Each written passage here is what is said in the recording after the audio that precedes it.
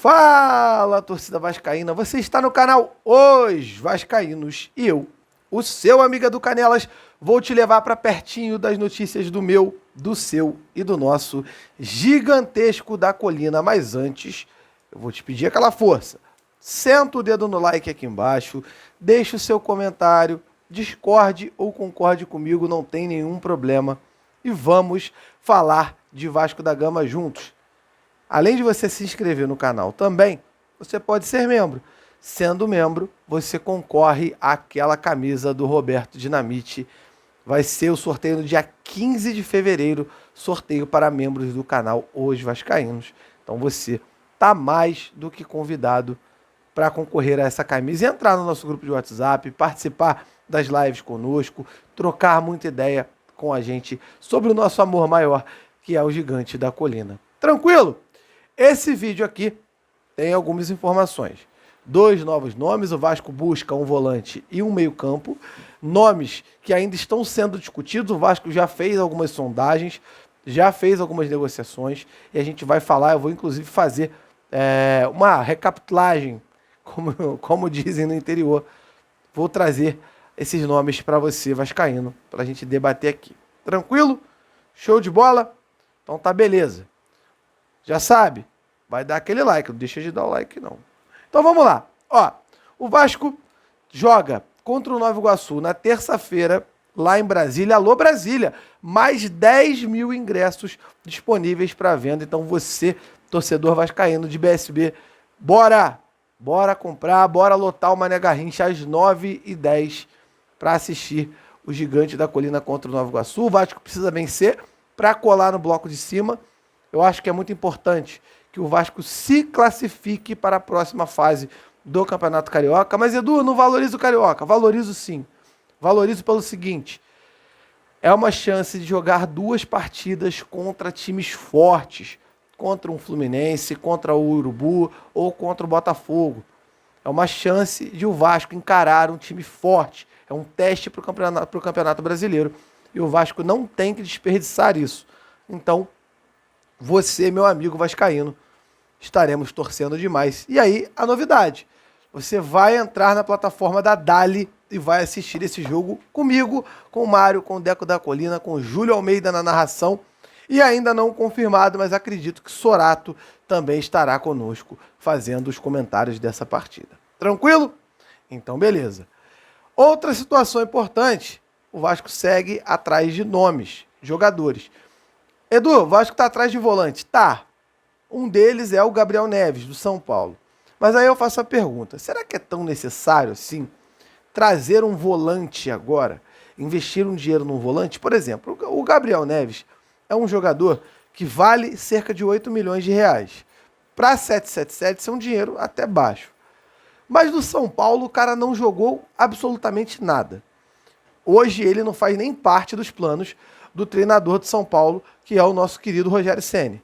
Então a minha pergunta fica: vale a pena gastar dinheiro para trazer um cara que foi reserva a maior parte do tempo no São Paulo, teve lesões, muitas suspensões por cartão? Ele nem foi aproveitado no São Paulo. Esse cara vai ser aproveitado aqui? Ele vai jogar bola aqui? Ele vai ajudar muito aqui?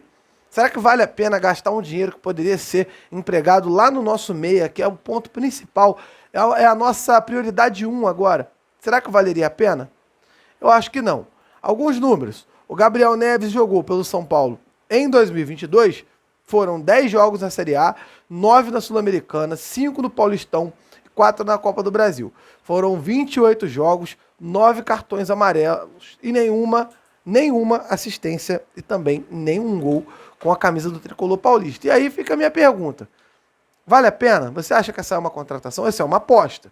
O cara pode não render no São Paulo e vir a render no Vasco. E o Vasco está contando com isso. Eu não contaria com isso. Mas não sou eu que tomo as decisões, e sim a Seven Partners. Vamos ver. Mas e você? Você concorda com o Gabriel Neves no Vasco? É uma contratação que te agrada? Deixe seu comentário aqui embaixo para a gente poder trocar essa ideia. Bom, uma coisa é certa: se ele jogar muito bem, vai aparecer um monte de gente, ó, só de bigode em São Januário, em homenagem ao Gabriel Neves. Então, vamos ver se esse cara virá ou não pro Vasco. Outro nome, esse para mim injustificável, é o de Igor Coronado. É brasileiro que nunca jogou no Brasil, ele nasceu em Londrina, tem 30 anos, ele é de 1992, 1,70 m, é um meia ofensivo. O Igor Coronado, que em 2022 jogou pouquíssimas partidas, ó.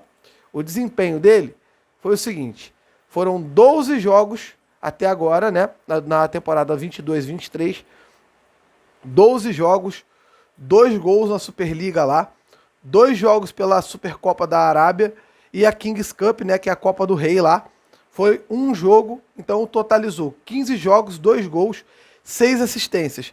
São bons números, inclusive. São bons números, sim. Mas será que esse cara vai jogar no Brasil com 30 anos? Será que ele vai arrebentar no Brasil com 30 anos? Sendo que ele já joga num mercado diferente, é um mercado alternativo. Eu lembro que eu falei para vocês e vou continuar batendo nessa tecla. O Vasco precisa não só de um meia, o Vasco precisa de 2 meias. Porque o Nenê não vai ficar até o final da temporada e nem tem que ficar. Não estou aqui dizendo que tem que ficar, tá? Ó, os números da temporada 21 e 22 do Igor Coronado.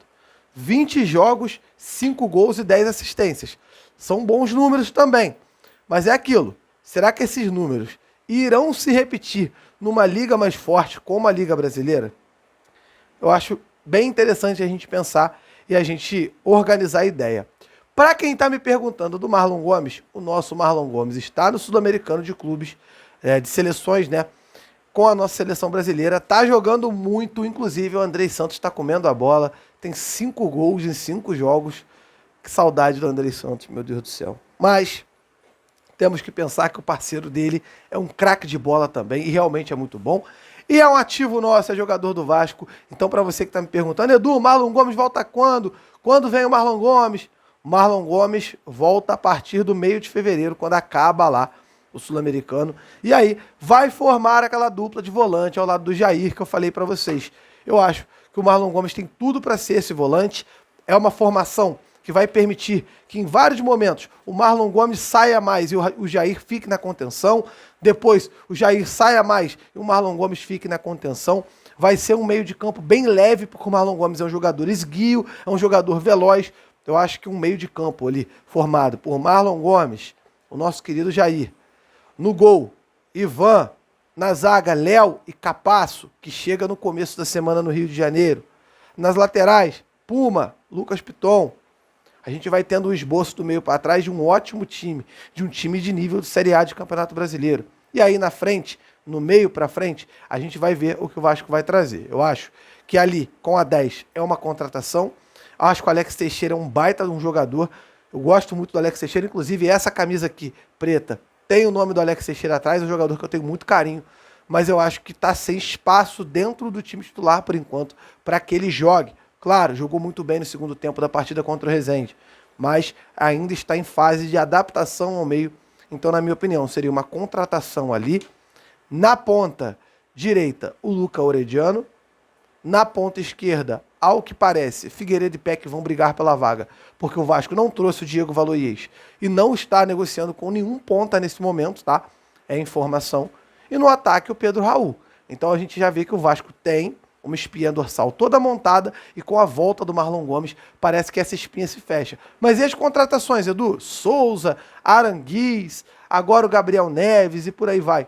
Se vierem, virão para a composição de elenco. Esses caras vão ter dificuldade, principalmente na volância, de conseguir vaga quando fechar ali. Marlon Gomes e Jair.